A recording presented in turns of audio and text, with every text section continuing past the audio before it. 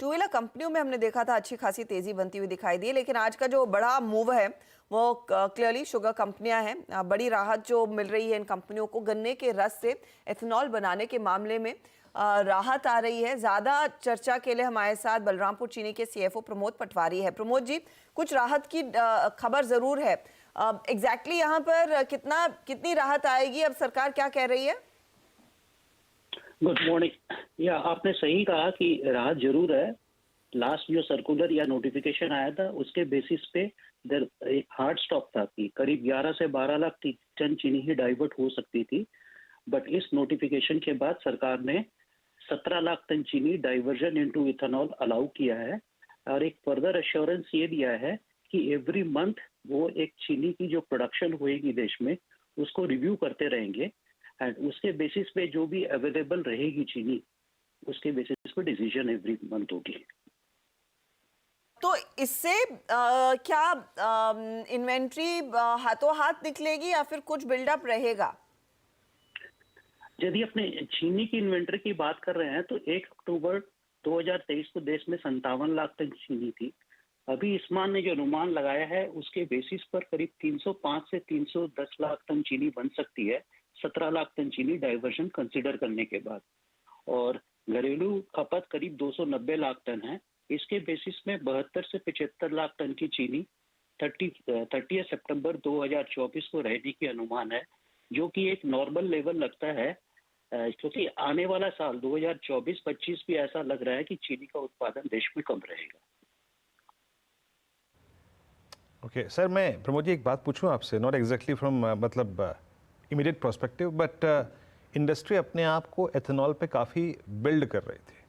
ये जो दो नीतिगत फैसले हुए, एक और उसके बाद आज का, आपको लगता है कि थोड़ा सा इथेनॉल पे जो इंडस्ट्री काफ़ी रिलाय कर रही थी, कैपेसिटी एक्सपेंड कर रही थी अपनी, उस पर थोड़ा सा सेटबैक आया है क्या ये जो फैसला आया उसके चलते?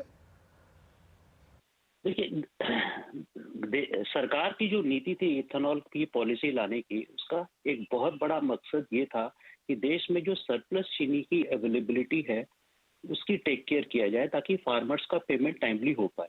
तो विगत 4-5 सालों में यही हुआ है। देश में जो भी अतिरिक्त चीनी बनी है उसका या तो एक्सपोर्ट हुआ है या इथेनॉल में डाइवर्जन हुआ है। ये यदि 1 या 1.5 साल या 2 साल यदि ऐसी स्थिति पैदा हुई है जहां चीनी की अवेलेबिलिटी ही कम हो रही है, तो हमें नहीं लगता कि ये जो गवर्नमेंट के डिसीजन है कहीं भी बैकवर्ड जा रहे हैं। ये देश में चीनी की अवेलेबिलिटी को संतुलित ही करेंगे।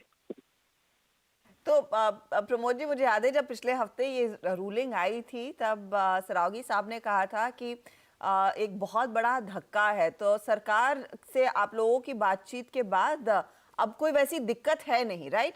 क्योंकि एक मंथली एक तो रिव्यू होगा और साथ ही साथ उन्होंने एक तय सीमा दे दी है जो शायद एक्सपेक्टेशन से ज्यादा है।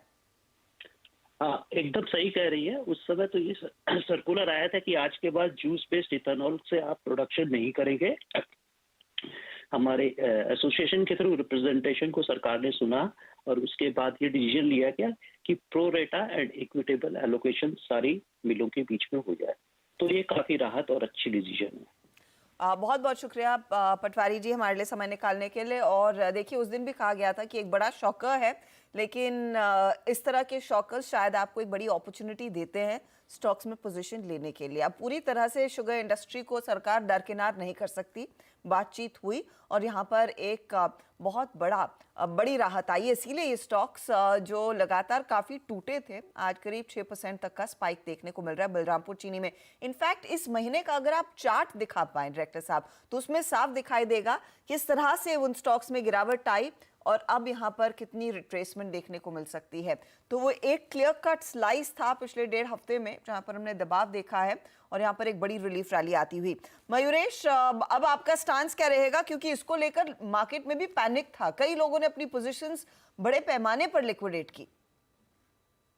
नहीं तो अर्चना जी, आई थिंक जब ये न्यूज आई थी तब भी स्टैंड यही था कि at the end of the day जब जनरल इलेक्शंस खत्म होंगी in the next 4 to 5 months, this policy will revert back to mean, यानी जो पहले की पॉलिसी थी ये बरकरार रहेगी और वो स्टेटस को पे आ जाएगी। Obviously I think with lieu of the initial trend जो देखे थे, उसका एक बड़ा झटका लगने वाला था काफी चीनी मिलों को। अभी भी जितनी डिवर्जन आई है, एक पार्शियल रिलीफ जरूर है।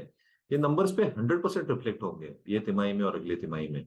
But markets is a discounting mechanism, which means ये अगले 4 या 8 क्वार्टर का एक फैक्टरिंग करते रहता है। और जो प्राइस फॉल आया था, markets have largely factored in the kind of numbers which will be saw ये तिमाही और अगले तिमाही में। और एक शार्प रिकवरी की भी मार्केट उम्मीद कर रहा है first quarter of the next financial year से।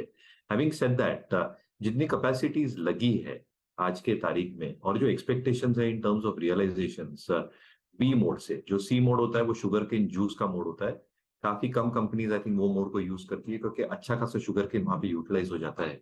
बट इन बी मोड जो रिकवरी रेट होती है और जो रियलाइजेशंस है एट अराउंड 58 ऑड रुपीज, ये अच्छे खासे होते हैं फॉर एथेनॉल कंपनीज यानी डिस्टिलरी ऑपरेशंस के लिए। तीसरी चीज I think in terms of the existing numbers, जैसे मैनेजमेंट ने कहा अभी एक कंफर्टेबल पोजीशन है। ऑब्वियसली जब सेंट्रल इलेक्शंस आएंगे तो फेयर एंड रेम्यूनरेटिव प्राइसेस जो सेंटर डिसाइड करती है या सैप प्राइसेस जो स्टेट डिसाइड करती है, इसमें थोड़ी सी आई थिंक एक अटकल हो सकती है। But with the curves that they probably put in, कहीं ना कहीं I think sugar prices anyway should largely bottom out. तो मेरे हिसाब से I think markets have pencilled in the words. शायद एक time price consolidation after this relief rally is there, ये स्टॉक्स एक एक एग्जिबिट करें।